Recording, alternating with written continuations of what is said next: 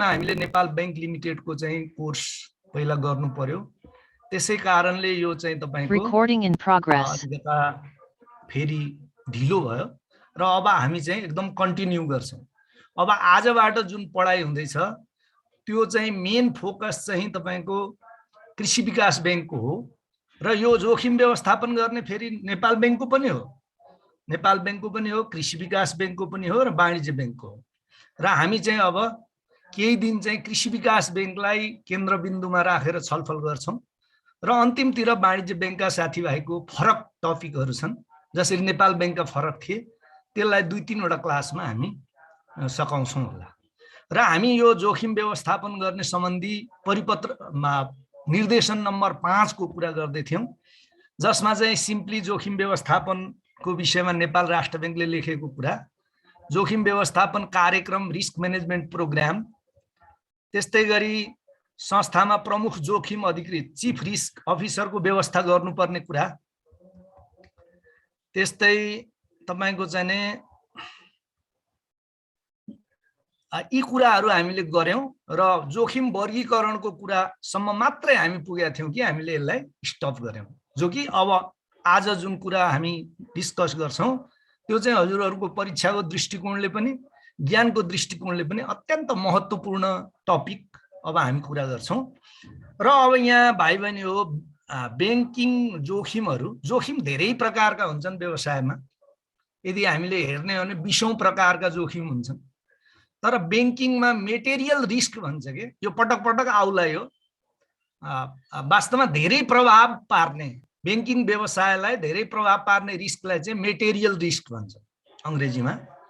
त ती रिस्कहरू चाहिँ नेपाल राष्ट्र बैंकले पनि के भनेको छ भने यी मेजर रिस्क हुन् भनेर, यो नेपाल राष्ट्र बैंककै परिपत्रको कुरा हो, निर्देशनको कुरा हो।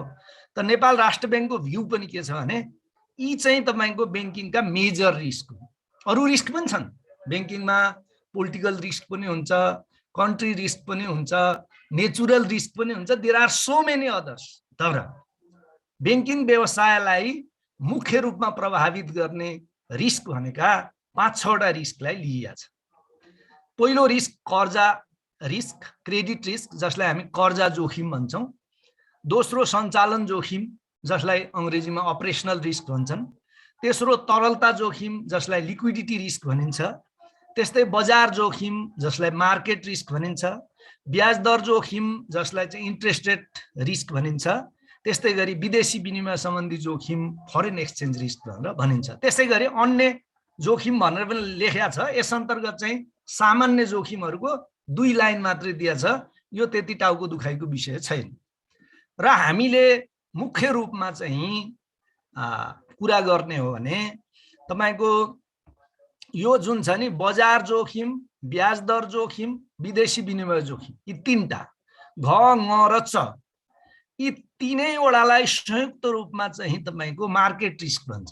यहाँ चाहिँ एकदम फरक फरक किसिमले बैंकरहरूले बुझुन् भन्ने किसिमले बजार जोखिमको कुरा पनि छ, ब्याज दर जोखिमको कुरा पनि छ, विदेशी विनिमय जोखिमको पनि कुरा छ। हामी विस्तृत रूपमा त्यसको के हो कन्सेप्ट, त्यसलाई कसरी जोखिमलाई चाहिँ व्यवस्थापन गर्ने भन्ने कुरा गर्छौं। तर हामीले बैंकिङका किताबहरूतिर हेर्यौं या रिस्क म्यानेजमेन्टका किताबमा हेर्यौं भने, रिस्क म्यानेजमेन्ट सम्बन्धी लिटरेचर या साहित्यमा हेर्यौं भने के हुन्छ भने बजार जोखिम, ब्याज दर जोखिम, विदेशी विनिमय जोखिमलाई एउटै शीर्षक बजार जोखिम अन्तर्गत राखेर व्याख्या गरेको हुन्छ। बजार जोखिम अन्तर्गत के हुन्छ त, रेट रिलेटेड रिस्क, दरमा तलमाथि हुने। त बजार जोखिम अन्तर्गत के होला त, ब्याज दर, दर हो नि रेट, ब्याज दर तलमाथि हुँदा हुने जोखिम, त्यसलाई बजार जोखिम भनियो। त्यस्तै एक्सचेन्ज रेट, एक्सचेन्जको रेट, परिवर्तित विदेशी मुद्राको मूल्य, त्यसको तलमाथि हुँदाको रिस्क। त्यस्तै अन्ततिर हामीले युनिभर्सिटीतिर हेर्दा चाहिँ इन्फ्लेसन रिलेटेड रिस्क पनि हुन्छ हैन, मूल्य वृद्धिका कारणले, हैन, मूल्य वृद्धिका हुने कारणले हुने रिस्क पनि के गरिन्छ, बजार जोखिम अन्तर्गत राखिन्छ। कयौं भाइ बहिनी जो फाइनान्सको ब्याकग्राउन्ड छैन उहाँहरूलाई कतिपयलाई चाहिँ यो कन्फ्युजन के हुन्छ कि तपाईको बजार जोखिमलाई उहाँहरूले के गरिदिनुहुन्छ भने मार्केट शेयरको रूपमा लिनुहुन्छ। त्यो होइन, मार्केट सेयर भनेको जस्तै भन्नुस् न, राष्ट्रिय वाणिज्य बैंकको कर्जातर्फको मार्केट सेयर 10% थियो, त्यो घट्ने सम्भावना हो, 5 मा घट्यो भनेपछि त्यो मार्केट रिस्क अन्तर्गत होइन। मार्केट रिस्क भन्न साथ जहिले पनि रेटसँग सम्बन्धित हुन्छ भाइ बहिनी, उसको मार्केट सेयरसँग सम्बन्धित हुँदैन। कतिपय भाइ बहिनीको कन्फ्युजन के हुन्छ कि मार्केट रिस्क भनेको मार्केट सेयरसँग सम्बन्धित हुन्छ होला भन्ने कन्सेप्ट हुन्छ, किनभने वर्ड के छ, मार्केट रिस्क छ। त्यसैले भाइ बहिनी हो यो कुरा दिमागमा राख्नु होला, मार्केट रिस्क भन्न साथ जहिले पनि रेटसँग सम्बन्धित हुन्छ। दर, पहिलो के ब्याज दरसँग हुन्छ, अर्को चाहिँ के परिवर्त्य विदेशी मुद्राको एक्सचेन्ज रेट, विनिमय दर, विनिमय पनि दर हो नि, दरसँग सम्बन्धित हुन्छ। त्यस्तै गरी के हुन्छ तपाईको इन्फ्लेसन रेट, हैन, मूल्यमा वृद्धि हुने रेटलाई हामी इन्फ्लेसन भन्छौँ नि, हैन, त्यो रेटहरुसँग सम्बन्धित हुन्छ। तर यहाँ राष्ट्र बैंकले चाहिँ मूल्यको वृद्धिले या इन्फ्लेसनको तलमाथिको कारणले हुने रिस्कलाई चाहिँ बैंकको मुख्य रिस्कमा राखेको छैन। केलाई राखेको छ त, ब्याज दरको र एक्सचेन्ज रेटको लागि, एक्सचेन्ज रेट र इन्ट्रेस्ट रेटलाई चाहिँ के गरेको छ, यो बजार जोखिममा राखेको छ। र कर्जा जोखिम सर्टमा भन्ने हो भने बैंकिङ कारोबारका मुख्य जोखिमहरू के हुन्, कर्जा जोखिम, सञ्चालन जोखिम, तरलता जोखिम र बजार जोखिम। यही बजार जोखिम अन्तर्गतै के हुन्छ, ब्याज दर जोखिम र विदेशी विनिमय जोखिम आउँछ सिद्धान्त त। तर यहाँ अब राष्ट्र बैंकले जे भनेको छ परिपत्रमा हामीले त्यसै गरी नै पढ्नु पर्यो, हैन, हामी हाम्रो किसिमले जानु भएन। खाली म यो बजार जोखिम अन्तर्गतै यो ब्याज दर जोखिम र विदेशी विनिमय जोखिम हो भन्ने मैले पहिला सम्झाएर अगाडि बढ्न खोजेको हुँ। पछि लेखेको पनि छ, राष्ट्र बैंक आफैले पनि यो कुरा लेखेको छ है। अब हामी पहिला कर्जा जोखिमको कुरा गर्छौं। कर्जा जोखिमको म सानो हजुरहरुलाई एउटा चाहिँ उदाहरण दिउँ पहिला सम्झिनलाई। यो भनेको के हो त, सिम्पली हामीले कर्जा जोखिम जसलाई अंग्रेजीमा क्रेडिट रिस्क भन्छौं, यो चाहिँ हामीसँग कारोबार गर्ने पार्टीले हामीसँगको लेनदेनमा गडबडी गर्यो भने हामीलाई जोखिम हुन्छ नि। उदाहरणका लागि मान्नुस् म जुत्ताको होलसेलर हुँ, म रिटेलरलाई के गर्छु, जुत्ता उधारो पनि दिन्छु, त त्यो रिटेलरले पैसा तिर्दिएन भने के हो, त्यो कर्जा जोखिम, क्रेडिट रिस्क हो। क्रेडिटको माने नै उधारो हो खासमा, हैन, क्रेडिट भनेको उधारो हो। हामी बैंकमा यसलाई कर्जा भन्छौं, तर फाइनान्समा क्रेडिट भनेको के हो, उधारो हो। त के हामीसँग कारोबार गर्ने क्रममा यदि हामीसँग कारोबार गर्ने पार्टीले त्यो कारोबारको सम्झौता अनुसार कार्यहरू गर्न सकेन भने के हुन्छ, कर्जा जोखिम, त्यसलाई क्रेडिट रिस्क भन्छन्। र अब फाइनान्सतिरको कुरा तपाईलाई सम्झाउने हो भने यो चाहिँ सिद्धान्त उधारो लेनदेनबाट आएको छ। उधारो लेनदेन भनेको अघि मैले भने नि, प्रोड्युसरले होलसेलरलाई, होलसेलरले रिटेलरलाई उधारो दिन्छन्, त्यसलाई क्रेडिट भन्छन्, त्यो पनि कर्जै हो। र तिनीहरूको सम्झौता बमोजिम तिनीहरूले तिर्न सकेन भने के भयो त, जोखिम हो। त्यस्तै गरी अब बैंकमा त त्यो खालको लाइन अफ क्रेडिट त हुँदैन। हुन्छ के त, अब बैंकमा विभिन्न हेडिङमा कर्जा हुन्छन्, हैन। बैंकको मुख्य बिजनेस के हो त, कर्जा हो, हैन। मैले यो पटक पटक दोहोर्याएको छु, एउटा भाइ बहिनीको क्वेरीमा पनि यो कुरा मैले गरेको थिएँ। बैंकले किन कर्जा लगानी गर्छ भन्दाखेरि मैले जवाफ दिएको थिएँ कि बैंकको प्रमुख व्यवसाय भनेकै के हो त, तपाईको कर्जा हो। त्यसैले के गर्छ, उसले कर्जा लगानी त गर्छ, हैन। त त्यो कर्जा लगानी गर्ने क्रममा बैंकले लगानी गरेका कर्जाहरू असुल उपर हुन सकेन भने, नसक्ने अवस्था आयो भने, सामा असुल उपर हुन नसक्ने, ब्याज असुल उपर हुन नसक्ने अवस्था आयो भने त्यस्तो जोखिमलाई के भनिन्छ त, कर्जा जोखिम भनिन्छ। त्यस्तै बैंकमा चाहिँ यो दुईटा एरियामा लागू हुन्छ। एउटा त बैंकले प्रदान गरेका विभिन्न शीर्षकका कर्जासँग, मैले भनेको थिएँ भाइ बहिनीहरूलाई कि बैंकमा कर्जा र लगानी फरक फरक चिज हो। अर्को चाहिँ बैंकले गरेका लगानीहरूसँग सम्बन्धित।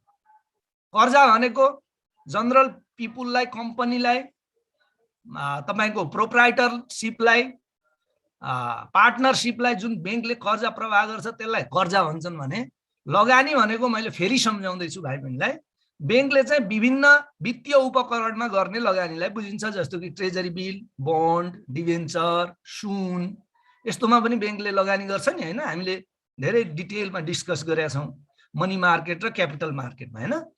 त के मोस्टली चाहिँ मनी मार्केट र क्यापिटल मार्केटका इन्स्ट्रुमेन्टहरुमा, उपकरणहरुमा बैंकले गरेको लगानीलाई चाहिँ लगानी भन्छन् भने पार्टीहरुलाई विभिन्न शीर्षकमा दिएको कर्जालाई के भन्छन्? कर्जा भन्छन्। त्यसैले बैंकको जुन कर्जा जोखिम छ यो दुईटा क्षेत्रमा बाँडिएको छ।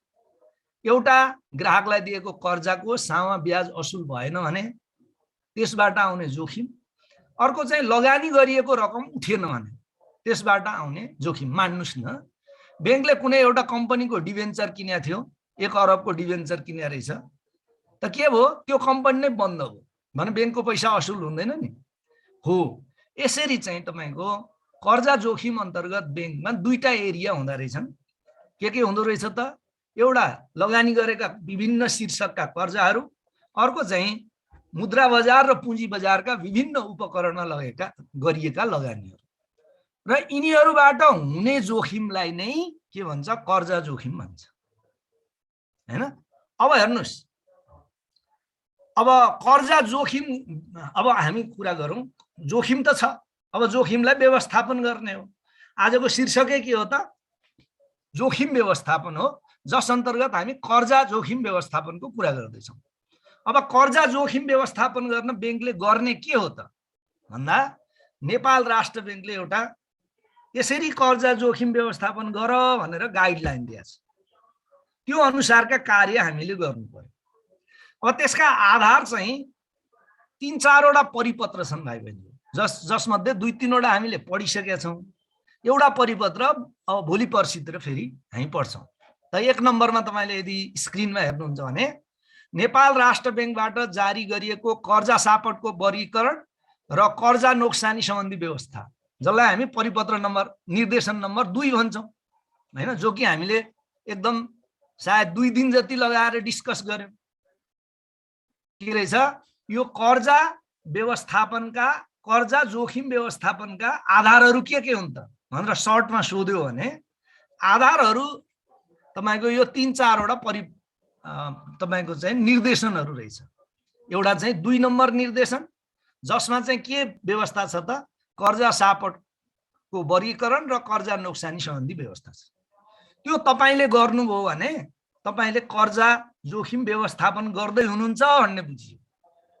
कुरो बुझ्नु भने विभिन्न कर्जाहरूलाई असलदेखि लिएर खराबसम्म, रिस्ट्रक्चरिङसम्म हैन, निष्क्रिय कर्जा, सक्रिय कर्जा भनेर हामीले जुन पढ्यौं नि, यदि बैंकले त्यो अनुसार काम गर्यो र त्यो अनुसार 1.3% असलको लागि प्रोभिजन गर्यो, रिस्ट्रक्चरको लागि 12.5, कमसलको लागि हामीले जुन पढ्यौं 25 अनि 50 अनि 100 भन्यौं नि, त्यो प्रोभिजन कायम गर्यो भने त्यो एउटा आधार हो।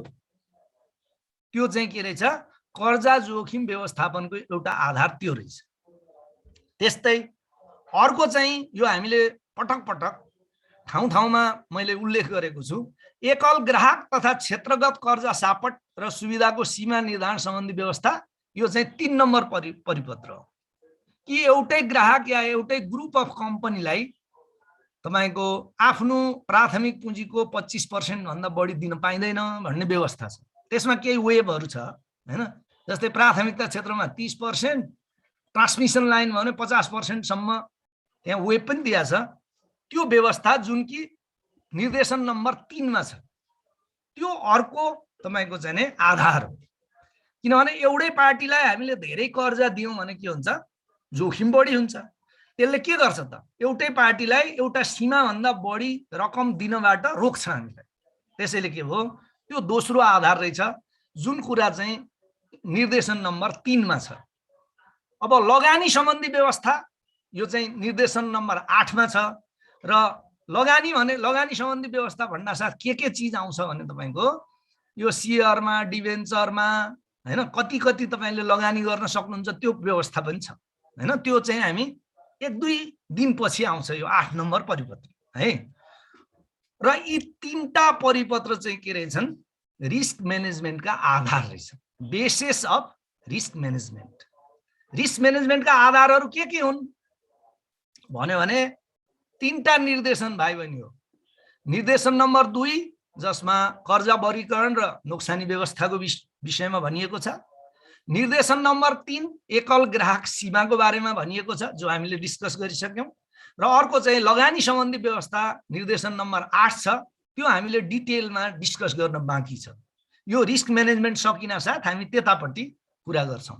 त कर्जा जोखिम व्यवस्थापनको आधार भन्यो भने कर्जा वर्गीकरण र प्रोभिजन, एकल ग्राहक तथा क्षेत्रगत कर्जा सापट सीमा र लगानी सम्बन्धी व्यवस्थालाई बुझ्नुपर्छ, जसलाई मैले यहाँ तपाईहरुलाई बोल्ड गरिदिएको छु। नोटमा बोल्ड गरेको नोट, यो नोट त तपाईहरुले पाइसकेको छ हैन। अब अर्को कुरा, कर्जा जोखिम पहिचान, मापन, अनुगमन र नियन्त्रण गर्न सक्षम हुने गरी संस्थाले उपयुक्त नीति तथा कार्यविधि अवलम्बन गरेको हुनुपर्छ। दोस्रो, अब हेर्नुस् है, एउटा कुरा सम्झाइदिउँ तपाईलाई सजिलोको लागि। प्रत्येक जोखिममा, कर्जामा मात्रै हैन, यसमा माथि सञ्चालन जोखिममा पनि, तरलता जोखिममा पनि, ब्याज दर जोखिममा पनि, विदेशी विनिमय जोखिममा पनि यो 2 नम्बर बुँदा यस्तै खालको हुन्छ। अब यहाँ कर्जा, यहाँ भन्यो नि, यहाँ कर्जा जोखिमको पहिचान, मापन, अनुगमन र नियन्त्रण गर्न सक्षम हुने गरी संस्थाले उपयुक्त नीति तथा कार्यविधि अवलम्बन गरेको हुनुपर्ने छ भनेको छ नि। पछि गएर सञ्चालन जोखिममा पनि यस्तै भाषा छ। सञ्चालन जोखिमको लागि सञ्चालन जोखिम प्रभावकारी हुने गरी संस्थाले उपयुक्त नीति तथा कार्यविधि अवलम्बन गर्नुपर्ने छ भनेर सञ्चालनमा पनि छ। अनि ब्याज दर जोखिममा पनि यस्तै पोइन्ट छ। फरेन करेन्सी रिलेटेड जोखिममा पनि यस्तै पोइन्ट छ। यो एउटा पोइन्ट तपाईले दिमागमा राख्नु भने हरेक जोखिममा यो पोइन्ट छ। त्यसै कारणले मैले भाइ बहिनीलाई यहाँ सम्झाएँ। त्यसैगरी कर्जा सम्बन्धी समग्र अख्तियारी संरचना स्वीकृत गर्ने जिम्मेवारी सम्बन्धित संस्थाको सञ्चालक समितिलाई हुन्छ। कर्जाको सीमा स्वीकृत गर्ने, कर्जा स्वीकृत गर्ने सम्पूर्ण जिम्मेवारी चाहिँ कसले लिनुपर्छ? सञ्चालक समितिले लिनुपर्छ। हामीलाई थाहा छैन म्यानेजमेन्टले के गर्यो भन्न पाइँदैन।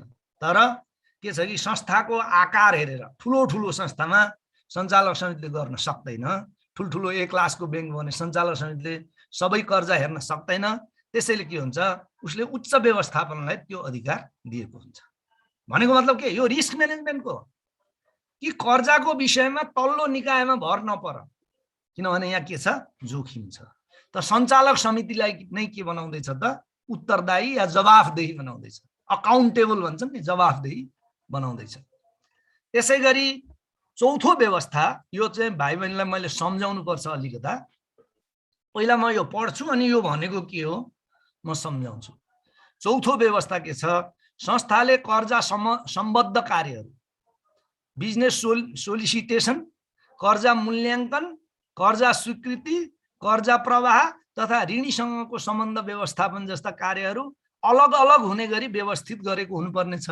भनेको के हो भने भाइ बहिनी हो, बिजनेस सोलिसिटेसन भनेको बिजनेसलाई आकर्षण गर्ने, बिजनेसका सँग सम्बन्धित पार्टीहरूसँग भेटघाट गर्ने, हाम्रो बैंकमा आइदिनुस् भन्ने हैन, हाम्रो बैंकमा यी सुविधा छन्, हाम्रो बैंकमा आउनुस् भनेर रिक्वेस्ट गर्ने कुरालाई के भन्छन्, बिजनेस सोलिसिटेसन भन्छन्। यसको नेपाली शब्द सायद राष्ट्र बैंकले पनि पाएन, उसले पनि यही लेखेको छ हैन। यसको ठ्याक्कै नेपाली शब्द पाइँदैन। जस्तै सम्झाउन सकिन्छ, जस्तै अब कुनै पार्टीकोमा बैंकको मार्केटिङको चिफ गयो, मार्केटिङ गर्ने चिफ गयो र भन्यो हाम्रो बैंकमा आउनुस्, ब्याज दर पनि कम छ, हामी छिटो छरितो गरिदिन्छौँ भनेर जुन उसलाई कन्भिन्स गर्छ नि, त्यसलाई भन्छ बिजनेस सोलिसिटेसन। त्यस्तै कर्जा मूल्याङ्कन भनेको हो कि कर्जाका कागजात आइसकेपछि त्यो कर्जा दिनु उचित छ कि छैन, त्यसको वित्तीय विवरणहरूले त्यो कर्जालाई सपोर्ट गर्छ कि गर्दैन, उसका अनेक सीज पीज यम्स आरहरूले तपाईको सपोर्ट गर्छ कि गर्दैन भन्ने कुरा अर्को निकायले हेर्नु पर्यो। एउटै निकायले यो सबै काम गर्नु भएन।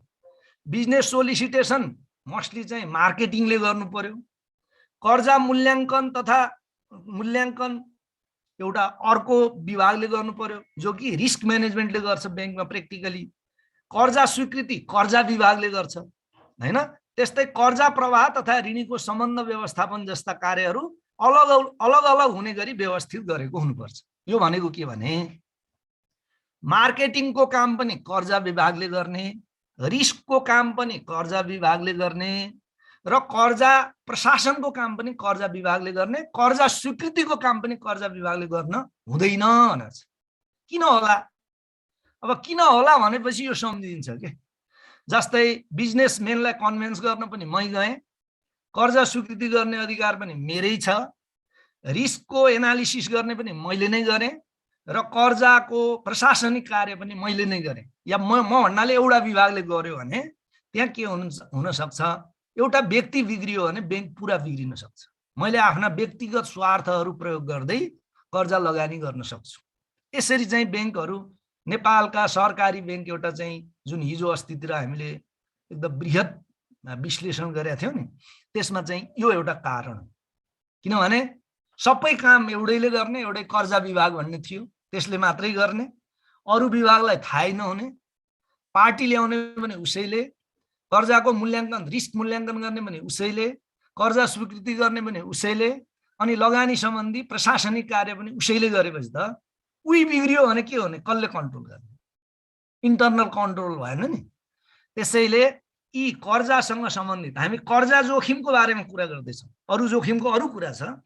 कर्जा जोखिममा चाहिँ न्यूनीकरण गर्नलाई के गर्नु पर्यो त?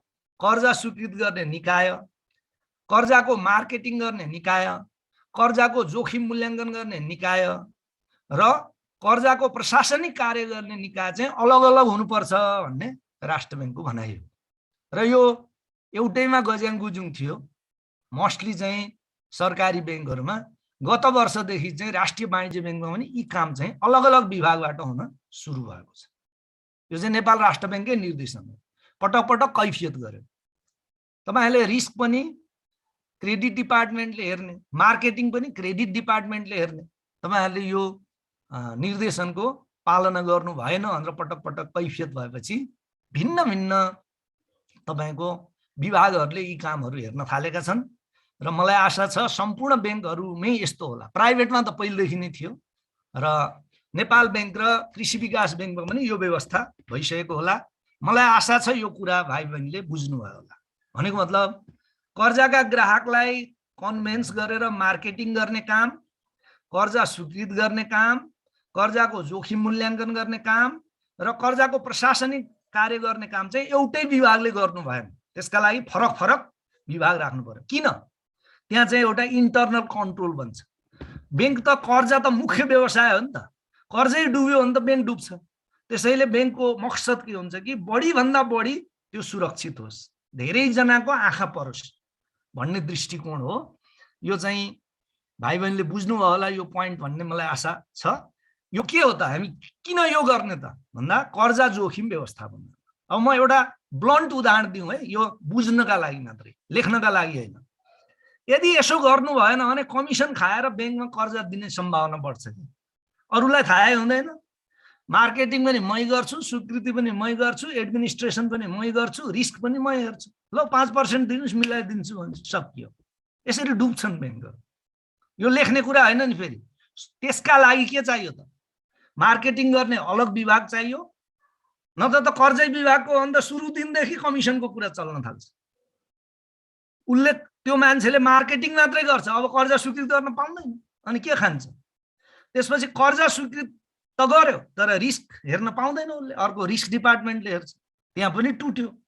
अनि कर्जाको एडमिनिस्ट्रेसन, किस्ता कसरी दिने, ब्याज कसरी क्याल्कुलेसन गर्ने, कानुनी प्रक्रियाहरू पुगेको छ कि छैन, त्यो कुरा हेर्ने चाहिँ कसले गर्छ त? कर्जा प्रशासन। भनेको कर्जाका विभिन्न कामहरूलाई विभिन्न विभागबाट गरियो भने कर्जा डुब्ने सम्भावना कम हैन। अब अर्को हेर्नुस्, संस्थाले नयाँ कर्जा प्रवाह गर्दा, कर्जा नवीकरण गर्दा वा विद्यमान कर्जा सुविधा थप गर्दा कर्जा विश्लेषण सम्बन्धी मूल्याङ्कनका पर्याप्त आधारहरू तय गरेको हुनुपर्छ। जुन प्रयोजन वा उद्देश्यका लागि कर्जा प्रवाह हुने हो सोही उद्देश्य वा प्रयोजनमा नै कर्जा उपयोग हुनेमा तथा भइरहेको सम्बन्धमा सम्बन्धित संस्थाले पर्याप्त आधारहरूको विश्लेषण गरी यकिन गरेको हुनुपर्छ। भनेको मतलब तपाईको जतिखेर नयाँ कर्जा दिनुहुन्छ, जतिखेर कर्जा थप्नुहुन्छ, त्यो गर्दाखेरि के कर्जा प्रवाह गर्ने मूल्याङ्कनका आधार हो। जस्तै सबै ब्याङ्कमा छ, एउटा एक पेजको हुन्छ, त्यसमा चाहिँ के हुन्छ तपाईको उसका इन्कमहरू, उसका ब्यालेन्स सिटहरू, उसका हिस्ट्रीहरू, यो सबै गरेर उसको रेटिङ गरे हुन्छ। त्यो इन्टरनल रेटिङ हो, रेटिङ गरे हुन्छ। र राष्ट्रिय वाणिज्य ब्याङ्कमा 5 किसिमको वर्गीकरण गर्छ ग्राहकलाई, 1 2 3 4 5। त्यो के का आधारमा सर्टेन प्यारामिटरहरू हुन्छ हैन। जस्तै लगातार नाफामा रहेको छ, सर्टेन अङ्क दियो। नेटवर्थ चाहिँ पोजिटिभ छ, सर्टेन अङ्क दियो। सामा ब्याज सधैँ तिरेको छ, सर्टेन अङ्क दियो।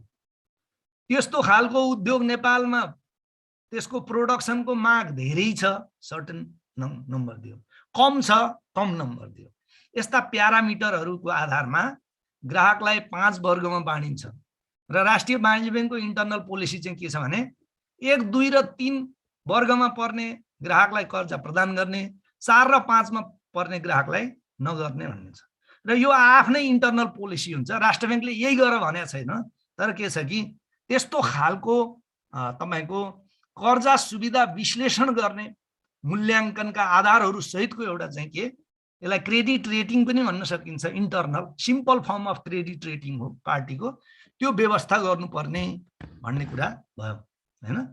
र गरेका छन् नेपालका ब्याङ्कहरूले। त्यो गर्नुभयो भने के हुन्छ कि कर्जाको सही विश्लेषण हुन्छ, र सही विश्लेषण भयो भने कर्जा खराबमा जाँदैन, कर्जा असुल हुने सम्भावना हुन्छ। यहाँ देखिएको छ 6 नम्बरमा त प्रष्टै भनेको छ, क वर्गका वाणिज्य ब्याङ्क तथा ख वर्गका राष्ट्रिय स्तरका विकास ब्याङ्कको हकमा कर्जा प्रस्ताव मूल्याङ्कन प्रयोजनार्थ कर्जा जोखिम मूल्याङ्कन प्रणाली क्रेडिट रिस्क रेटिङ सिस्टम हुनुपर्छ हैन, को विकास सम्बन्धित संस्था स्वयंले गरेको हुनुपर्छ। यो राष्ट्र ब्याङ्कले भन्दैन, तपाई आफैले विकास गर्नु पर्यो, हुनुपर्छ। त्यस्तो प्रणालीले ग्राहक र व्यवसायको साख एवं विश्वसनीयतालाई प्रभावकारी ढङ्गले समेटेको हुनुपर्छ। भन्दा केबाट समेट्छ त? अघि भनेका पोइन्टहरूको आधारमा त्यसलाई सर्टेन नम्बर दिएर समेट्छ।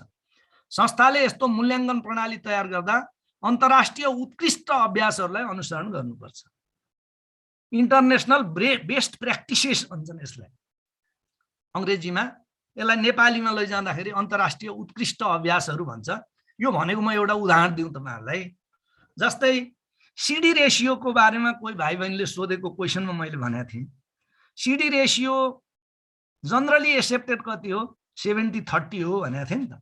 तर कहिले 80-20 पनि हुन सक्छ, कहिले के 50-50 पनि हुन सक्छ भने generally accepted international best practice के हो त? 70-30 हो। त्यस्तै लिक्विडिटी रेशियो, लिक्विडिटी रेशियोको बेस्ट प्र्याक्टिस के हो? 1:2 हो करेन्ट रेशियो हैन। यो चाहिँ रेशियो एनालिसिस अन्तर्गत जुन स्ट्यान्डर्डहरू तोकिएको छ, त्यो चाहिँ नेपालमा मात्रै हैन कि संसारभरै लगभग लागू हुने कुरा छन्। ती कुरालाई हेर्नु पर्यो। त्यस्तै मैले एउटा उदाहरण दिएको थिएँ, तपाईहरुलाई नै हुनुपर्छ।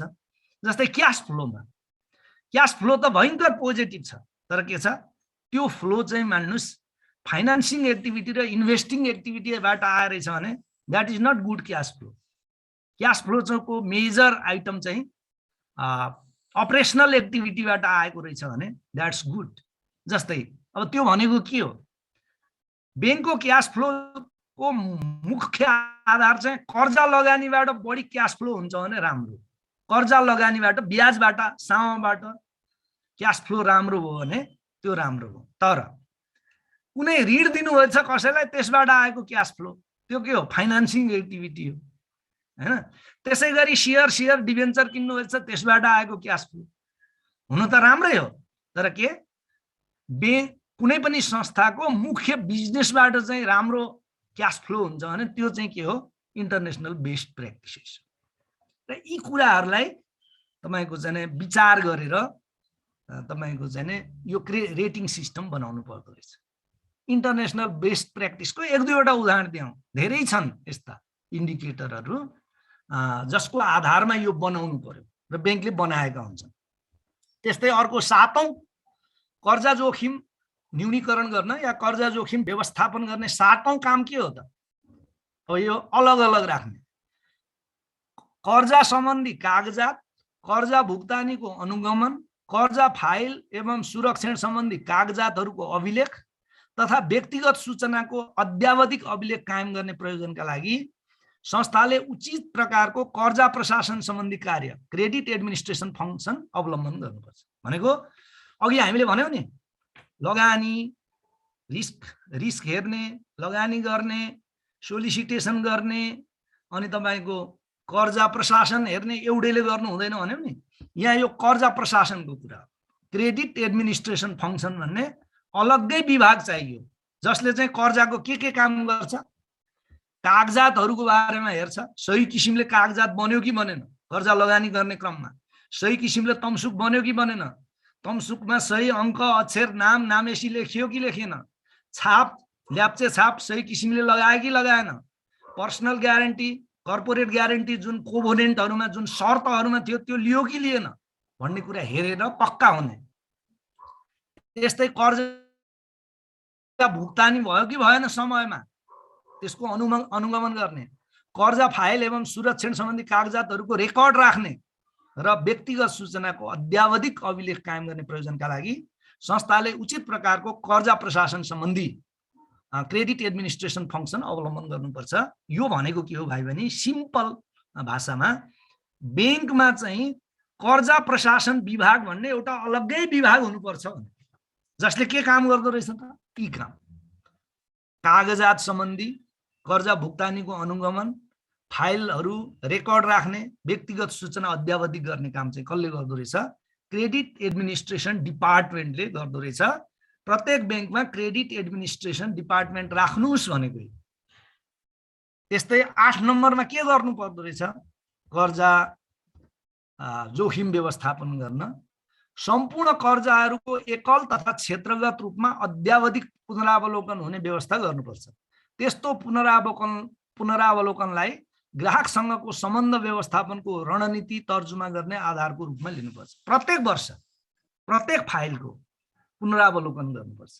यदि पुनरावलोकन गरिएन भने परिस्थिति अर्कै भइसक्यो हुन्छ कि केमा पुनरावलोकन गर्ने भन्दा उसको व्यवसाय सही किसिमले चल्या छ कि छैन, उसको वित्तीय अवस्था सही छ कि छैन, उसको धितोको अवस्था सही छ कि छैन।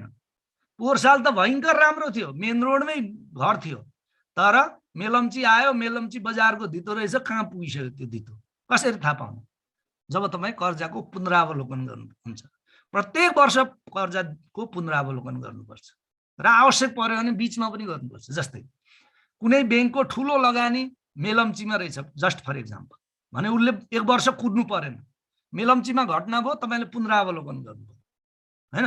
पुनरावलोकन के गर्ने त भन्दा मुख्यतया उसको वित्तीय अवस्था कस्तो छ त्यो हेर्ने, उसको क्याश फ्लोमा कुनै गिरावट आयो कि, नाफामा कुनै कमी आयो कि, व्यवसायमा कुनै ह्रास आयो कि हैन, या चाहिँ तपाईको धितोमा कुनै परिवर्तन आयो कि, या चाहिँ अदालतमा कुनै झैझगडा मुद्दा पर्यो कि, यी कुराहरू हेर्ने हो पुनरावलोकन गर्न। त के भयो, सम्पूर्ण कर्जाहरूको एकल भनेको प्रत्येक फाइलको प्रत्येक कर्जाको, र अर्को क्षेत्रगत भनेको जस्तै कुन क्षेत्रमा तपाईको चाहिँ त्यो कर्जा गएको हो, कृषिमा हो कि, सेवामा हो कि, उद्योगमा हो कि, कृषिमा कस्तो असर पर्यो, सेवाका कर्जाहरूलाई कस्तो असर पर्यो, उद्योगका कर्जाहरूलाई कस्तो असर पर्यो भनेर पनि पुनरावलोकन गर्नु पर्यो। उदाहरणका लागि नेपालमा अहिले सबैभन्दा बढी खराब स्थिति कुन क्षेत्रको भयो त, सेवा क्षेत्रको भयो नि अहिले कोभिडको कारणले। कृषिलाई त खासै असर गरेको छैन, उद्योग पनि जेन तेन चलेकै छन्, त सेवाहरूमा के हो बढी अप्ठ्यारो पर्यो। त्यो थाहा पाउनका लागि के हो क्षेत्रगत अनुगमन पनि गर्नु पर्यो।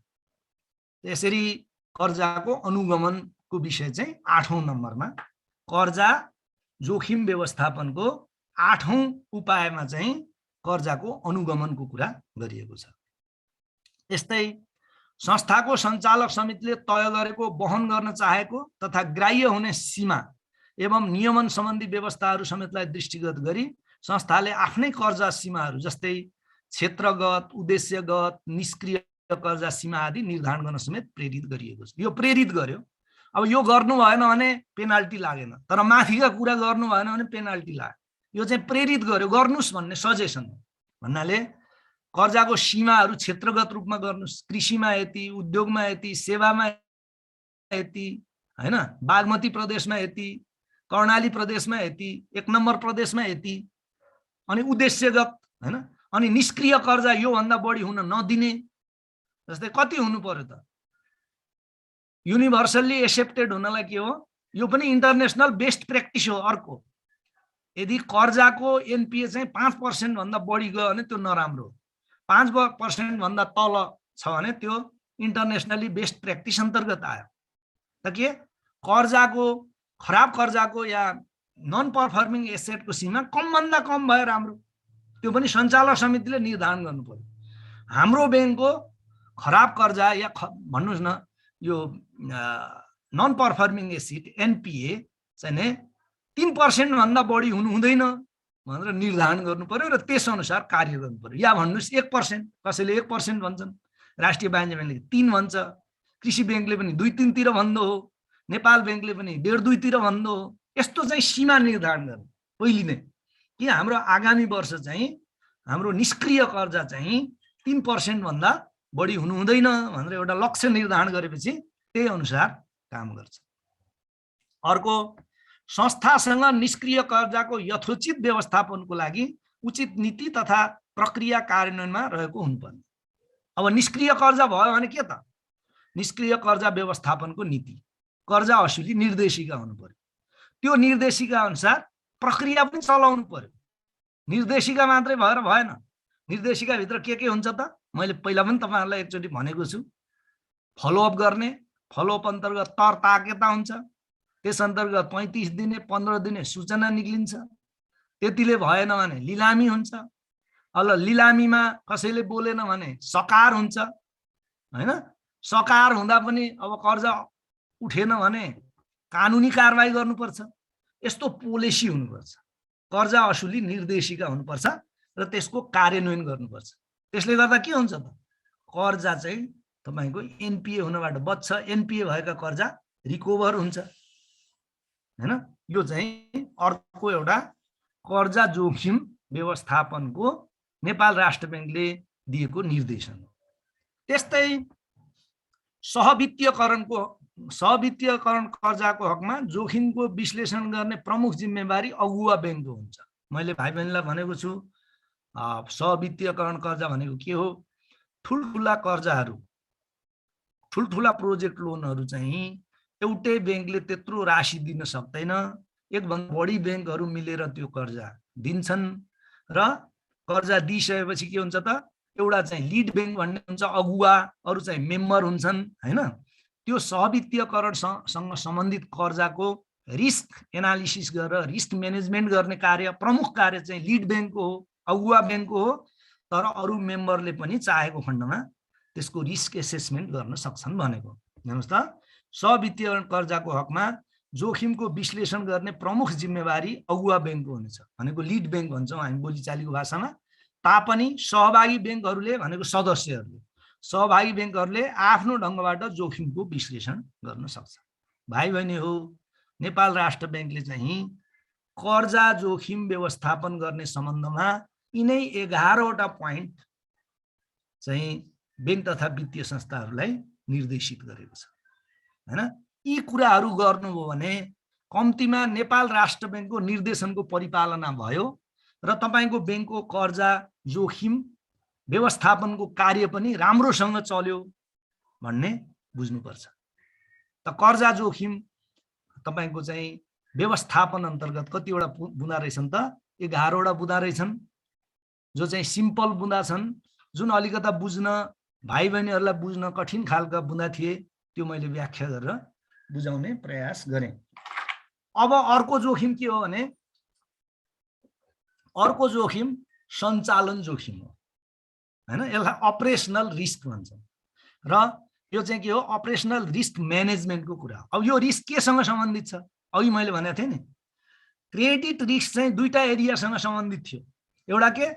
जुन हामीले पार्टीहरूलाई कर्जा लगानी गर्थ्यौं त्यो कर्जा र हामीले जुन लगानी गर्थ्यौं हैन मनी मार्केट र क्यापिटल मार्केटमा जुन उपकरणहरूमा लगानी गर्थ्यौं जस्तै बन्ड डिबेन्चर हैन commercial paper certificate of deposit gold त्यस्तोमा लगानी गरिएको रकमलाई बैंकमा के भन्छन् लगानी भन्छन् भने पार्टीहरूलाई विभिन्न प्रयोजनका लागि दिएको कर्जा तथा सापटीलाई के भन्छन् कर्जा भन्छन् दुईटा एरियासँग सम्बन्धित थियो क्रेडिट रिस्क या कर्जा जोखिम अब सञ्चालन जोखिम के हो त अब हेर्नुस् भाइ बहिनीहरु सञ्चालन जोखिम चाहिँ केसँग सम्बन्धित छ त भन्दा तपाईको जनशक्ति कार्यरत जनशक्तिमै स्टाफमै अनैतिकता आयो हैन इल चाहिँ नि इन्टेन्सन आयो भने त बैंक डुब्छ नि त ठुलठुला हामीले केस देखेका छौं कहिले कृषि विकास बैंकको स्टाफले 50 लाख रुपैयाँ बौद्ध शाखाबाट अनधिकृत रूपले निकालेर भाग्यो भन्छौं कहिले कसैले सुन चाँदी नै बोकेर हिँड्यो भन्ने कुरा सुनिन्छ जो स्टाफको इल इन्टेन्सनबाट एउटा एरिया यो स्टाफका पनि दुईटा एरिया छन् हेर्नुस् एउटा इल इन्टेन्सनबाट अर्को चाहिँ अज्ञानताबाट बैंकलाई हुने हानि केमा आउँदो रहेछ तपाईको सञ्चालन जोखिममा एउटा एरिया है त्यो फेरि दोस्रो प्रक्रिया र प्रणाली तपाईको सिस्टममै लुप होल छ काम गर्ने प्रक्रिया र प्रणाली भनेको सिस्टममै सफ्टवेयरमै के लुप होल छ या तपाईले डिफाइन गरेको प्रक्रिया कुनै काम गर्न यो प्रक्रिया गर्नु भन्नेमै कुनै त्रुटि छ भने त्यसबाट हुने जोखिम हैन त्यस्तै बाह्य घटनाका कारण सिर्जित सञ्चालन जोखिम बैंक बाहिरका कारणले बैंक सञ्चालनमा हुने जोखिम यी चीज चाहिँ के हुन्छ त तपाईको सञ्चालन जोखिमका एरिया हुन् त्यस्तै लेखा सूचना प्रविधि अकाउन्टिङमा हुने गडबडी त्यो पनि सञ्चालन जोखिममा आउँछ आईटी सँग सम्बन्धित गडबडी हुन त आईटी लाई आजकल अलग पनि राखेको छ राष्ट्र बैंकले पनि यसका लागि अलग्गै आईटी रिस्क सम्बन्धी निर्देशिकै छ तर आईटी पनि अन द होल चाहिँ समग्र रूपमा के हो सञ्चालन जोखिमको एरिया हो जनशक्ति एवं नगद तथा बैंकिङ कारोबार जस्ता सबै सञ्चालन इकाइमा उत्पन्न हुन सक्ने जोखिमलाई यस्तो नीतिले समेट्नुपर्छ यसका एरिया के रहेछन् त एउटा जनशक्ति रहेछ एउटा प्रक्रिया रहेछ अर्को प्रणाली रहेछ अर्को चाहिँ लेखा रहेछ अर्को आईटी रहेछ यो एरियामा चाहिँ तपाईको सञ्चालन जोखिम हुन्छ यो एरियाबाट तपाईको बैंकलाई हुन सक्ने हानिलाई के भन्दो रहेछ सञ्चालन जोखिम मैले उदाहरणको लागि भने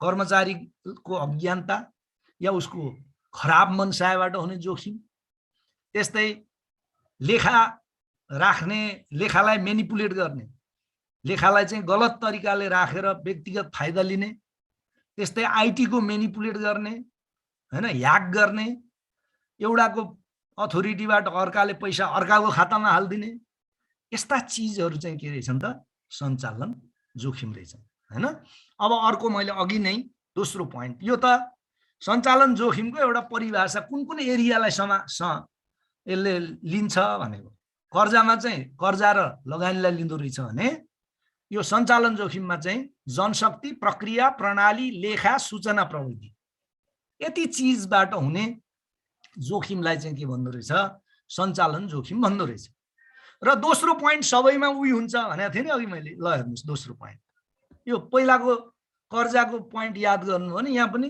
त्यस्तै खालको हुन्छ तपाई सजिलै लेख्न सक्नुहुन्छ जस्तै संस्थाले आफ्नो कारोबारसँग सम्बन्धित सञ्चालन जोखिमलाई व्यवस्थापन गर्न प्रभावकारी आन्तरिक नियन्त्रण प्रणाली तथा सूचना प्रणालीको विकास गर्नुपर्नेछ आन्तरिक लेखा परीक्षकले प्रत्येक शाखा विभाग कार्यालयको लेखा परीक्षण प्रतिवेदनमा सञ्चालन जोखिमलाई प्रभावकारी रूपमा व्यवस्थापन गर्न अवलम्बन भएका उपायहरूको पर्याप्तताको सम्बन्धमा समेत टिप्पणी प्रतिक्रिया पेश गर्नुपर्छ एउटा नियन्त्रण प्रणाली हुनु पर्यो जसरी कर्जाको पनि नियन्त्रण प्रणाली भनेको थियो नि त प्रणाली पोलिसी हुनु पर्यो त्यो पोलिसी मात्रै भएर भएन के पनि हुनु पर्यो त तपाईको आन्तरिक नियन्त्रण प्रणाली अन्तर्गत चाहिँ इन्टर्नल अडिटले सञ्चालन जोखिम व्यवस्थापन गर्न गरिएका कार्यहरू चाहिँ उपयुक्त छन् छैनन् आवश्यक मात्रामा छन् कि छैनन् त्यो कुरा चाहिँ आन्तरिक लेखा परीक्षण गर्ने क्रममा औल्याउनु पर्ने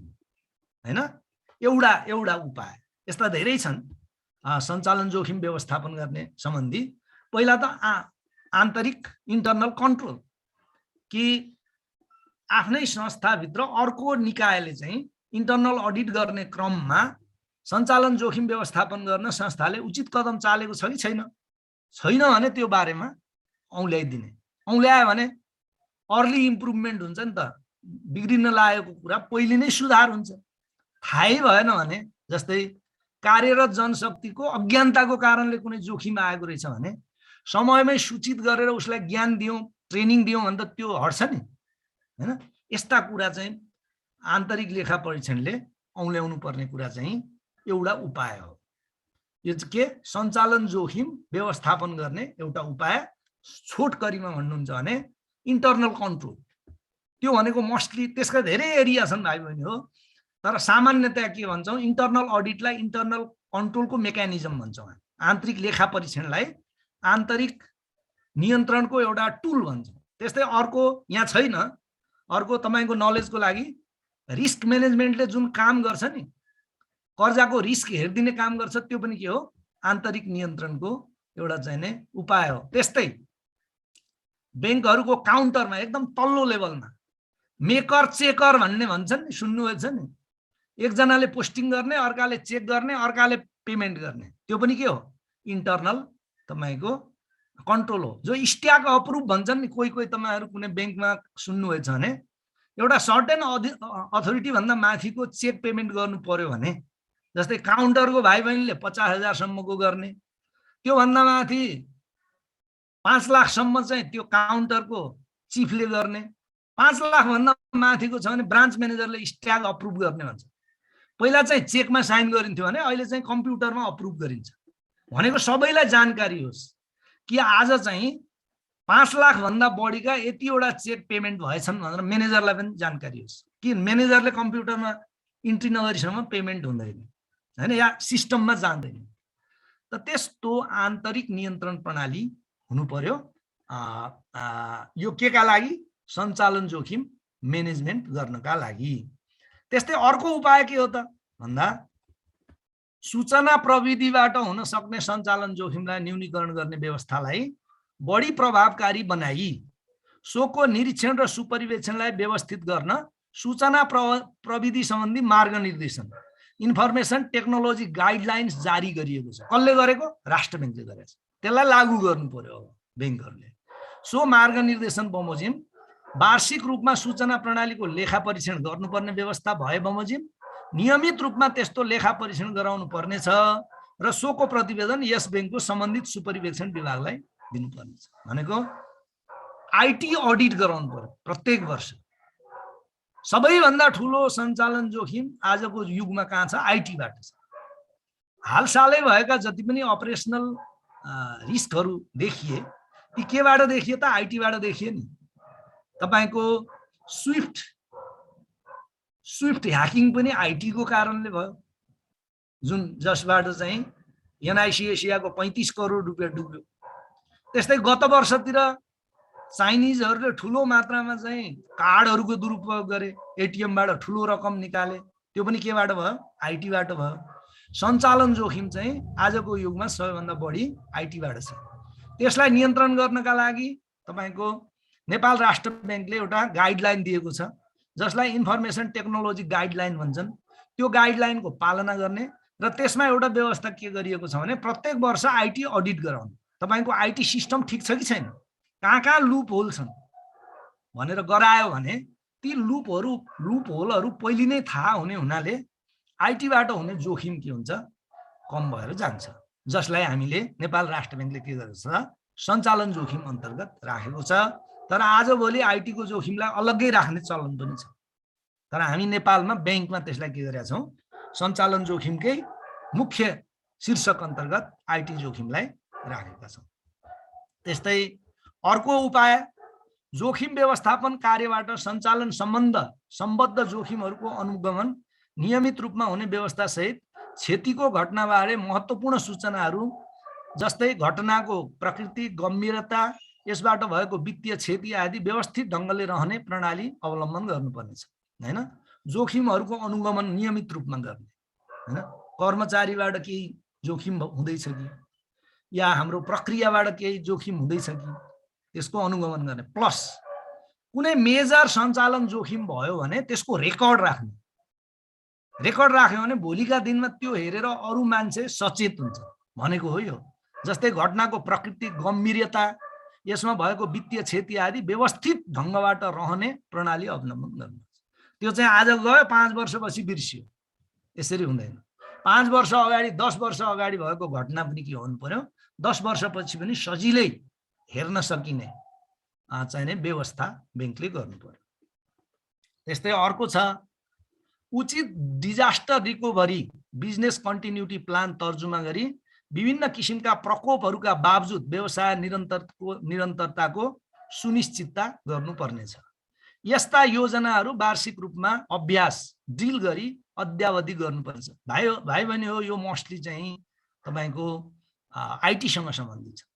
जस्तै बिजनेस कन्टिन्युटी प्लान चाहिँ त एचआरसँग पनि सम्बन्धित छ। डिजास्टर रिकभरी भनेको चाहिँ अहिले सबभन्दा ठुलो डिजास्टर ब्याङ्कमा के हुन्छ, आइटी नै हो। तपाईको सर्भरैमा आगो लाग्यो भने के हुन्छ, भोलिबाट काँड दिने के भने। पहिला पहिला त लेजर हुन्थ्यो, लेजर हराए लङबुक हुन्थ्यो, लङबुक हराए जिएल हुन्थ्यो, यसबाट पनि पत्ता लगाउन सकिन्थ्यो, भौचर हुन्थ्यो। अब त त्यो छैनन्। त के भयो, हाम्रो सबै निर्भरता केमा छ त, अब हाम्रो सर्भरमा छ।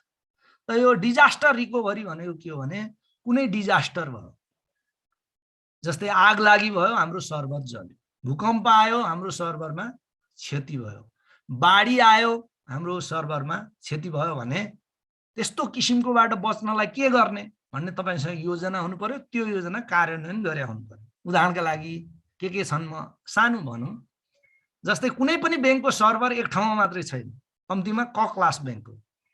केही ब्याङ्कको सर्भर चाहिँ देश बाहिर पनि छ। उदाहरणका लागि जस्तै स्ट्यान्डर्ड चार्टरको हैन, एभरेस्ट ब्याङ्कको, एसबीआई नेपालको, यिनीहरूको पक्कै पनि के छ, नबिल ब्याङ्कको देश बाहिर छन्। धेरै जसो सर्भर कहाँ छन्, इन्डियामा छन्। इन्डियाको पनि दक्षिण भारततिर राखेको छ।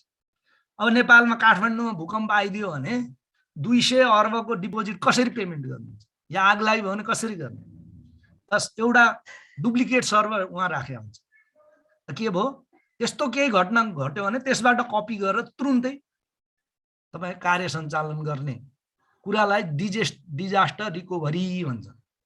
जस्तै राष्ट्रिय वाणिज्य ब्याङ्कमा भन्नुहुन्छ भने सेन्ट्रल अफिसमा एउटा सर्भर छ, एउटा सर्भर चाहिँ सिंहदरबारभित्र भूकम्प रहित एउटा कोठामा जहाँ नेपाल सरकारको सर्भर छ त्यहाँ छ। अर्को सर्भर हेटौँडामा राखेको छ हैन। एक ठाउँमा बिग्रियो, भूकम्प भयो, आग लागि भयो भने पनि तुरुन्तै त्यहाँबाट हामी कारोबार सञ्चालन गर्न सक्छौँ। डिजास्टर रिकभरी भनेको मोस्टली आइटीसँग। अर्को बिजनेस कन्टिन्युटी प्लान, म एउटा उदाहरण दिउँ। अब पोहोर सालतिर के भयो, कोभिड आयो। अब कोभिड आयो भने हामी सबैका सबै हामी बिजनेस गर्छौँ भनेर ब्याङ्कमा गयौँ भने सबैलाई कोभिड लाग्यो भने कसरी सञ्चालन हुन्छ, ब्याङ्कै बन्द हुन्छ। अहिले जस्तो सजिलो थिएन। पोहोर साल हामी कोभिडसँग धेरै डराउँथ्यौँ, पोहोर या परार साल हैन। त्यसका लागि के व्यवस्था गरियो त भन्दा, जस्तै सिइओ आयो भने डिसिओ नआउने, एउटा डिसिओ आयो भने अर्को नआउने, 2 जना डिजिएम आउने, विभागीय प्रमुख पालो पालो आउने, काठमाडौँभित्रका शाखाहरू चाहिँ 1/3 मात्रै खोल्ने, यस्तो खालको बिजनेस कन्टिन्युटी प्लान, ताकि सबैलाई एकैपटक कोभिड नहोस् र हाम्रो कम्तीमा बिजनेस, हाम्रो डिपोजिटरहरूको पैसा समयमा भुक्तानी हुन सकोस्, कर्जावालाले चाहिँ तपाईको साह्रै दुःख नपाओस् भन्नका लागि त्यस्ता बिजनेस कन्टिन्युटी प्लान। ठुल्ठुला घटना घट्यो भने कम्तीमा बिजनेसलाई चलाइराख्न के गर्नुहुन्छ त्यो कुरालाई चाहिँ बिजनेस कन्टिन्युटी प्लान भन्छन्। र त्यो प्लान मात्र भएर भएन, त्यस्ता योजनाहरूलाई के गर्नु पर्यो, ड्रिल, अभ्यास गर्नु पर्यो। यो भनेको के हो ड्रिल भने, जस्तै म एउटा उदाहरण दिउँ तपाईलाई, पहिला ब्याङ्कको दिन्छु अनि एयरलाइन्सको दिन्छु म। जस्तै मान्नुहोस् राष्ट्रिय वाणिज्य ब्याङ्कको सिंहदरबार शाखामा आगो लाग्यो, त्यहाँको सर्भर जल्यो। एकछिनलाई मान्नुहोस्, ड्रिल गर्ने भनेको के हो भन्दा त्यहाँको मेन सर्भरलाई बन्द गरेर हेटौँडाबाट चलाएर हेर्ने के, प्र्याक्टिकली, या सिंहदरबारभित्रको सर्भरलाई चलाएर हेर्ने बीचबीचमा। यदि तपाईँ चुप लागेर मान्नुहोस् हाम्रो 3 ठाउँमा छँदैछ भनेर बस्नुभयो भने हुनसक्छ सिंहदरबारभित्र केही गडबडी पहिले नै भइसक्यो होला, या हेटौँडातिरको केही गडबडी पहिले नै भइसक्यो होला। भनेको त्यो प्लानलाई चाहिँ तपाईँको परीक्षण गरी हेर्ने कुरालाई के भन्छ, ड्रिल भन्छ। उदाहरणका लागि जस्तै त्रिभुवन अन्तर्राष्ट्रिय विमानस्थलमा एउटा प्लेन चाहिँ आगो लागेर तल झर्यो भने के गर्ने भनेर समय समय त्यहाँ प्र्याक्टिस गर्छन्। त्यो प्लेन झर्दैन, एउटा झरे जस्तो बनाउँछन् डमी, एक ठाउँमा आगो लाउँछन्, त्यो प्लेन झरेको मान्छन् उनीहरू। अनि दनादन दमकलदेखि लिएर आर्मीदेखि लिएर के गर्ने हो हैन। त्यहाँ मान्छे पनि सुते झैँ हुन्छन्, केही मान्छे सुतिदिन्छन् त्यहाँ बिरामी जस्तो भएर।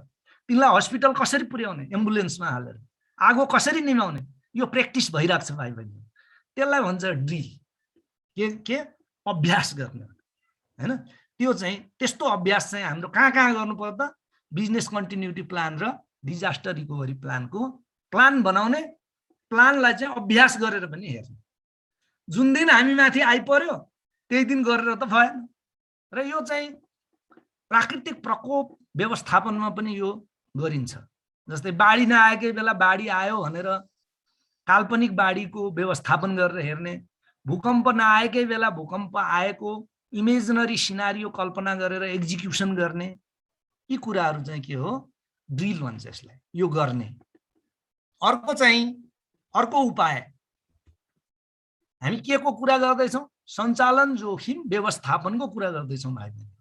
सञ्चालन जोखिम न्यूनीकरण गर्ने या व्यवस्थापन गर्ने अर्को उपाय के रहेछ भने कुनै कर्मचारीप्रति अधिक निर्भरता, एउटै कर्मचारी लामो समय एकै स्थानमा रहेर कार्य गर्ने तथा कर्मचारी बीच मिलोमतोको कारण उत्पन्न हुन सक्ने कर्मचारी सम्बद्ध जोखिम न्यूनीकरणका लागि कर्मचारी पदस्थापन एवं सरुवा लगायतका कार्य प्रभावकारी हुनुपर्छ। यस्तो अनुभव छ नेपाल बैंक र राष्ट्रिय वाणिज्य बैंकमा एउटा कुनै कर्मचारीलाई मुगु पठाइदिनु भयो या जुम्ला पठाइदिनु भयो। त्यो पहिला सहायकमा गएको थियो, प्रमोसन भएर सिनियर सहायक पनि त्यही भयो, अधिकृत पनि त्यही भयो। अब 10औं वर्षदेखि त्यहाँ छ। कोही के हुन्छन् त्यहाँ लोकल हुन्छन्, उसलाई मजा छ, सबै ठेकदारले मानेका छन्, ट्याक्क टुक्क भिकुटीबाटै पैसा निकाले पनि निरीक्षण जाने होइन। अहिले पो अलिअलि जान थाल्यो, पहिला चाहिँ वर्षमा एकचोटि बडा मुस्किलले पुग्थ्यो हैन। र त्यसरी एउटा लामो समयसम्म एउटै व्यक्तिलाई त्यहाँ राख्नुभयो भने कर्मचारीको कारणले दुर्घटना हुन्छ।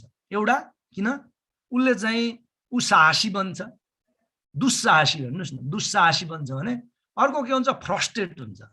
कोही सोर्स नभएको मान्छे छ, उसलाई 7-8 वर्ष जुम्लामै सडाइदिनु भने उसले ढिकुटी ताक्छ। यस्ता घटना छन् भएको।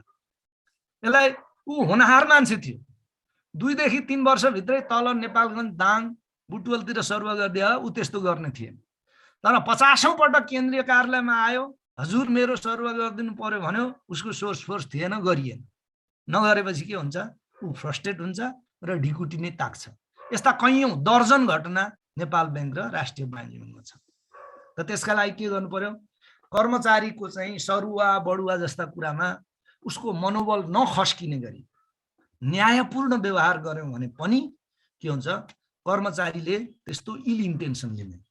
तर बाध्य बनाउनु भयो, उसलाई फ्रस्ट्रेट बनाउनु भयो भने के हुन्छ, कर्मचारीबाट पनि सञ्चालन जोखिम हुन सक्छ। त्यसका लागि के गर्नु पर्यो त, पदस्थापन एवं सरुवा बढुवाका कुरा चाहिँ प्रभाव। यहाँ बढुवा भनेको छैन, सरुवा मात्रै भनेको छ। बढुवा पनि हो हुन चाहिँ प्र्याक्टिकली। आफूभन्दा कमजोर ठानिएको व्यक्ति पटक पटक बढुवा भइसक्यो, ऊ योग्य हुँदा पनि बढुवा भएन, मान्छे बिग्रिन्छ। तर यहाँ बढुवा भनिएको छैन राष्ट्र बैंकको निर्देशनमा। यसैले एउटा सञ्चालन जोखिम व्यवस्थापन गर्ने एउटा उपाय के रहेछ, कर्मचारीको चाहिँ पदस्थापन र सरुवाका कुराहरू चाहिँ प्रभावकारी हुनु पर्यो। त्यस्तै अर्को उपाय, प्राकृतिक प्रकोप लगायत घटनाहरूले वित्तीय प्रणालीको व्यावसायिक निरन्तरतामा पार्न सक्ने प्रतिकूल असरलाई न्यूनीकरण गर्न यस बैंकबाट इजाजत प्राप्त संस्थाहरूले कन्टिन्जेन्सी म्यानेजमेन्ट फ्रेमवर्क तयार गरी लागू गर्नुपर्छ। एउटा प्रणाली हो। बाढी आयो भने के गर्ने, काठमाडौँमा भूकम्प आयो भने के गर्ने हैन, मेलम्चीमा त्यो पहिरो आयो भने के गर्ने, यस्ता विषयमा चाहिँ आग लागि भयो भने के गर्ने, एउटा चाहिँ फ्रेमवर्कै बनाउनु पर्छ र त्यसलाई लागू गर्नुपर्छ। त्यस्तै अर्को सञ्चालन जोखिममा के गर्नु पर्दो रहेछ त, सञ्चालन जोखिम कम गर्दै ग्राहकहरूलाई बैंकिङ सेवा प्रयोगमा सुरक्षाको प्रत्याभूति दिलाउन बैंक तथा वित्तीय संस्थाहरूले cheap based debit credit prepaid आदि कार्डहरू मात्र प्रयोग गर्नुपर्छ। पहिला पहिला यहाँ मैले नोटमा पनि लेखिदिएको छु भाइ बहिनी हो, लगभग 3-4 वर्ष अगाडि चाहिँ म्याग्नेटिक स्ट्रिप कार्ड थियो, भनेको चुम्बकीय रेसाहरू भएका साना साना रौँ जस्ता चुम्बकका रेसाहरू भएको कार्ड थियो। त्यो चाहिँ सजिलै मेनिपुलेट हुने कार्ड रहेछ। चाइनिजहरूले त्यसै कार्डलाई बढी मेनिपुलेट गरेका हुन्। त्यो घटनाहरू भइसकेपछि उसले के भन्यो, नेपाल राष्ट्र बैंकले अब म्याग्नेटिक स्ट्रिप कार्ड होइन, चिप बेस्ड कार्ड अनिवार्य प्रयोग गर्नुस् भन्यो र गत वर्षदेखि मलाई लाग्छ सम्पूर्ण बैंकहरूले यो कार्य गरिसकेका छन्। सबैभन्दा ढिलो राष्ट्रिय वाणिज्य बैंकमा भएको हो, उसले पनि अहिले सम्पन्न गरिसकेको छ। चिप बेस्ड डेबिट क्रेडिट र प्रिपेड कार्डहरूको प्रयोग गर्नु पर्यो, अलिकता पुरानो टेक्नोलोजीवाला कार्ड चाहिँ नै आउट गर्नु पर्यो भन्ने अर्को यो चाहिँ सञ्चालन जोखिमको कुरा रहेछ। हामीले दुईटा जोखिमको मात्रै कुरा गरिसक्यौँ। के रे, एउटा चाहिँ कर्जा जोखिम, कर्जा जोखिमको बारेमा के काम गर्नु पर्दो रहेछ भनेर 8-9वटा पोइन्ट छन्। यो सबै जोखिमबाट एउटा फुल क्वेसन आउन सक्छ। फुल क्वेसन आएन तपाईले यसको व्याख्या गरिराख्नु पर्दैन, यी पोइन्टहरु नै काफी छन्। यिनै पोइन्ट सम्झेर हामीले लेख्न सक्यौं भने नै काफी छन्। त्यस्तै अब तेस्रो जोखिम हो तरलता जोखिम व्यवस्थापन गर्ने सम्बन्धी व्यवस्था। अब यो भन्नुभन्दा अगाडि तरलता भनेको के हो, यसले कसरी प्रभाव पार्छ भन्ने अलिकता 1 मिनेट मात्रै म तपाईहरुलाई सम्झाउन चाहन्छु। तरलता भनेको चाहिँ के हो कि दैनिक कारोबार सञ्चालनका लागि तपाईलाई आवश्यक पर्ने तरल सम्पत्तिको उपलब्धता। अब तरलता भनेको तरल सम्पत्तिको उपलब्धता। तरल सम्पत्ति भनेको के हो? तरल सम्पत्ति भनेको भाइ बहिनी हो नगद तथा त्यस्तो सम्पत्ति जसलाई चाहेको बखतमा त्यसको मूल्य नघटाई नगदमा परिणत गर्न सकिन्छ, त्यसलाई तरल सम्पत्ति भन्छ। के रहेछ त? नगद त तरल सम्पत्ति भइगयो, नगद बाहेक पनि तरल सम्पत्ति हुन्छ। अब हामीले बैंकर भएर त्यसरी हेर्नुपर्छ। नत्र भने जनरली के छ त, नगदलाई तरल सम्पत्ति भन्छौं हामी जनरली, त्यो ठीक हो। तर बैंकरको लागि तरल सम्पत्ति भनेको नगद मात्रै हैन, नगद र त्यस्ता सम्पत्ति जसलाई तपाई चाहेको बखतमा नगदमा परिणत गर्न सक्नुहुन्छ तर त्यसको मूल्य कम नगरिकन। उदाहरणका लागि ट्रेजरी बिल पनि के हो? तरल सम्पत्ति। तपाईलाई आवश्यक पर्यो राष्ट्र बैंकमा प्लेस गरेर नगद लिन सक्नुहुन्छ, सेकेन्डरी मार्केटमा बेच दिन सक्नुहुन्छ, त्यो के हो? तरल सम्पत्ति हो। त्यस्तै बैंक ब्यालेन्स, बैंकमा राखेको पैसा पनि के हो? तरल सम्पत्ति हो। र यो तरल सम्पत्ति या तरलता हामीलाई किन चाहिन्छ त? हाम्रो दैनिक कारोबार सञ्चालन गर्न तरल सम्पत्ति चाहिन्छ। र बैंकमा चाहिँ सबैभन्दा ठूलो रिस्क भाइ बहिनी हो लिक्विडिटी रिस्क हो। किनभने बैंकको बिजनेस चाहिँ विश्वासमा टिकेको हुन्छ। यदि तपाईसँग तरलता भएन, तपाईले मागेको बखतमा नियमानुसार भुक्तानी दिन सक्नु भएन भने तपाईको बैंकमा भुक्तानी माग्ने मान्छेहरुको लाइन लाग्छ।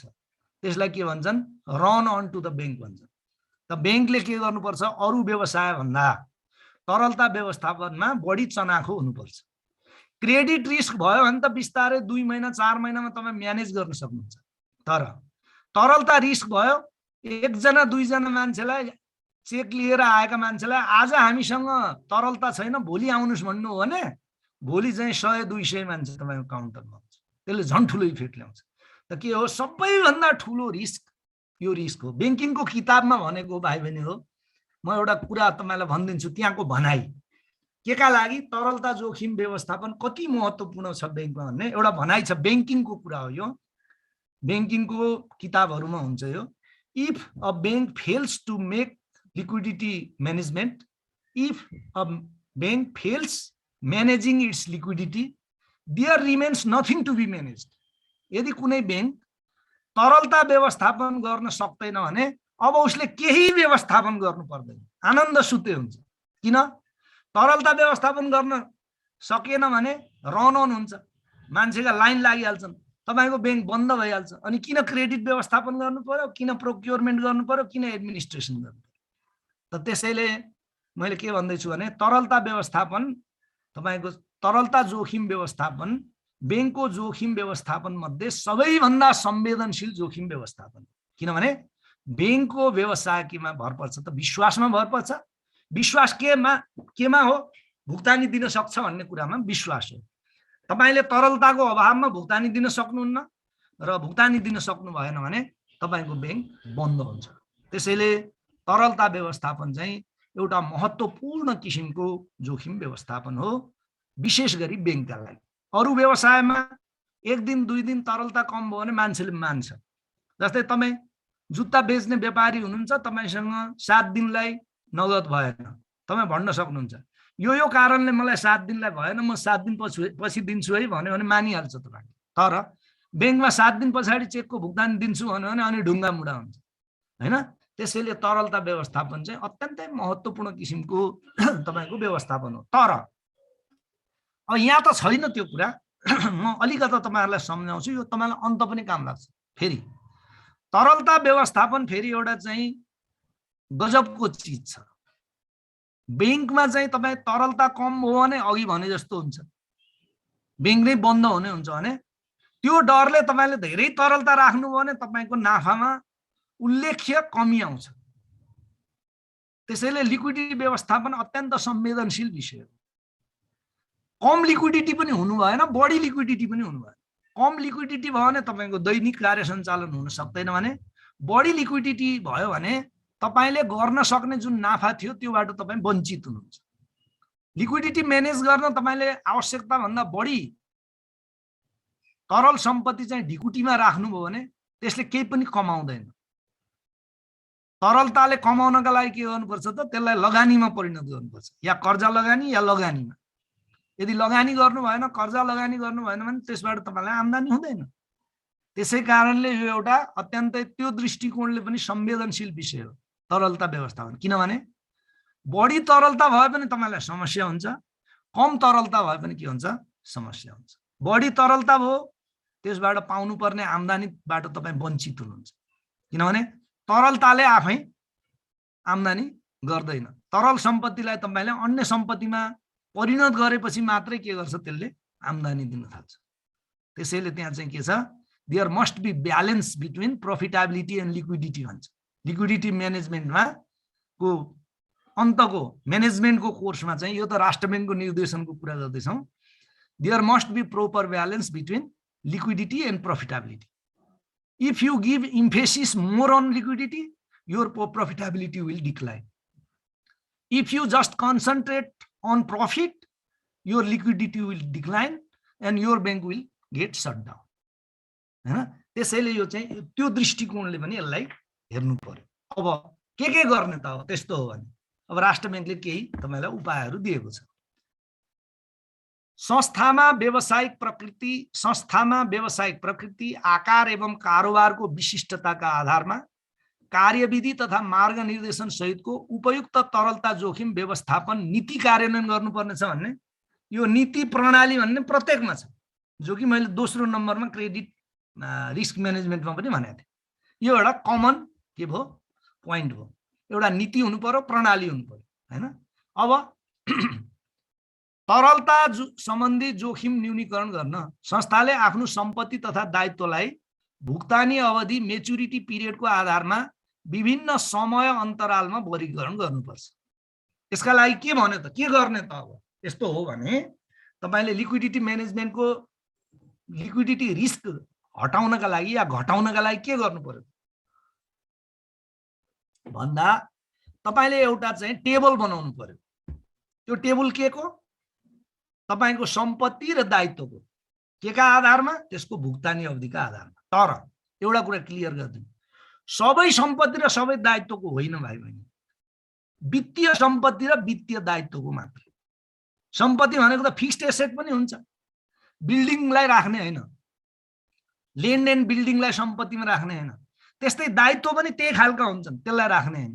फाइनान्सियल एसेट र फाइनान्सियल लायबिलिटी म उदाहरण दिनु भने, अब फाइनान्सियल एसेट भन्यो भने के होला नि त ब्याङ्कको ब्यालेन्स सिटमा, डिपोजिट होला हैन। डिपोजिट फाइनान्शियल के हो तपाईको लायबिलिटी हो हैन। त्यसै लोन होला, अरु बैंकबाट लिएको लोन, त्यो के हो फाइनान्शियल लायबिलिटी हो। त्यस्तै गरी फाइनान्शियल एसेटमा के हो त कर्जा होला, लगानी होला, यी चीज के हुन् फाइनान्शियल एसेट हुन्। यसरी फाइनान्शियल एसेट र फाइनान्शियल लायबिलिटीलाई भुक्तानी मितिको आधारमा तपाईले एउटा चाहिँ टेबल बनाउनु पर्छ, जसलाई के भन्छ तपाईको तरलता सम्बन्धी एउटा टेबल या ल्याडर भन्छ, लिक्विडिटी ल्याडर भन्छ। यहाँ ल्याडर भनेर लेखेको छैन, ल्याडर भनेको त्यो सिँढी हो के भाइ बहिनी हो। पहिला पहिला गाउँघरमा जुन काठको सिँढी हुन्थ्यो नि, दुईटा लामा काठको बीचबीचमा साना काठ राखेर जुन सिँढी बनाइन्छ नि, त्यसलाई ल्याडर भन्छ।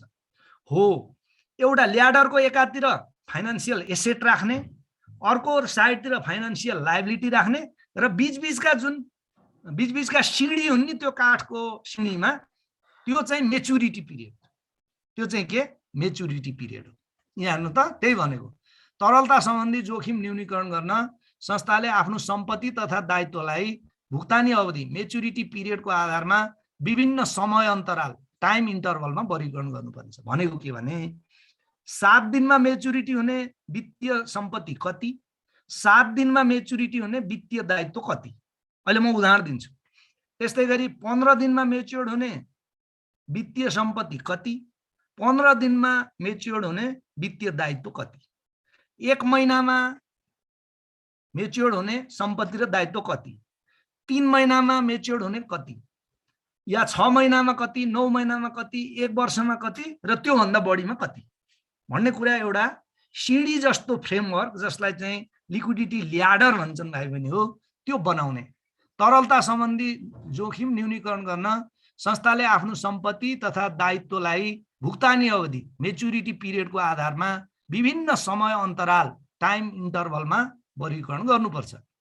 अब संस्थाले सम्पत्ति तथा दायित्वको भुक्तानी अवधिको आधारमा निम्नानुसार समय अन्तरालको वर्गीकरण गर्नुपर्छ। कति कति अवधिको रहेछ त तपाईको राष्ट्र बैंकको निर्देशन अनुसार चाहिँ 3 महिने, 6 महिने, 9 महिने र 1 वर्ष गर्नु पर्दो रहेछ। तर आन्तरिक रूपमा तपाई 7 दिने पनि गर्न सक्नुहुन्छ, 15 दिने पनि गर्न सक्नुहुन्छ है, प्रिन्सिपली गरिन्छ त्यस्तै। तर राष्ट्र बैंकको प्रयोजनको लागि चाहिँ के रहेछ 3 महिने, 6 महिने, 9 महिने र 1 वर्ष र 1 वर्ष भन्दा बढीको त्यो बनाउनु पर्यो।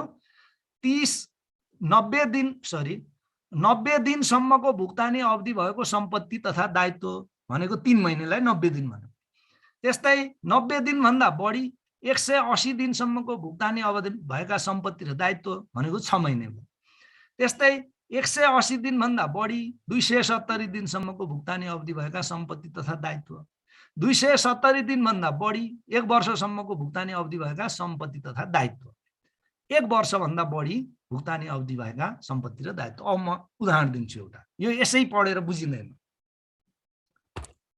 जस्तै कि मान्नुस् 1 महिना भित्रमा हामीले भुक्तानी दिनुपर्ने डिपोजिट कति हो। डिपोजिटमा मेच्युरिटी भएको कुन डिपोजिट हुन्छ भाइ बहिनी हो, फिक्स्ड डिपोजिट हुन्छ।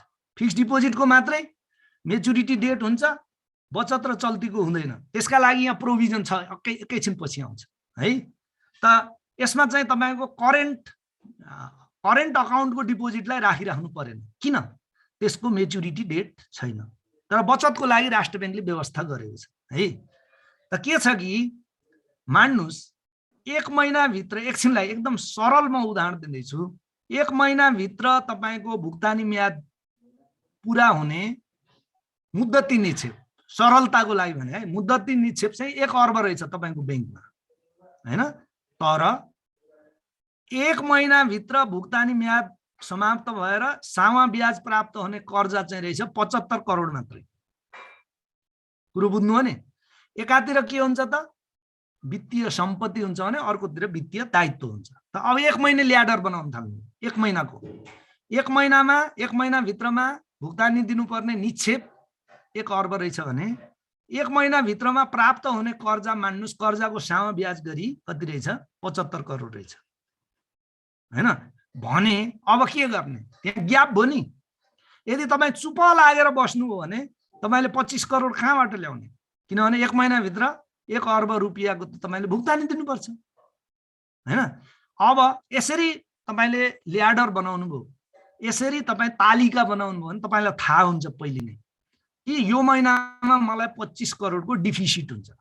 अब डिफिसिट भयो भने विभिन्न उपाय छन् कहाँबाट ल्याउने भन्ने थाहा भयो भने, नत्र भने थाहा भएन के होला, डिपोजिटको मान्छे पैसा लिन आइसक्ला, तपाईको ढिकुर्नीमा पैसा नहोला। त 1 महिनाभित्र हाम्रो चुक्ता हुने कर्जाको सामा ब्याज जसबाट नगद प्राप्त हुन्छ त्यो 75 करोड छ।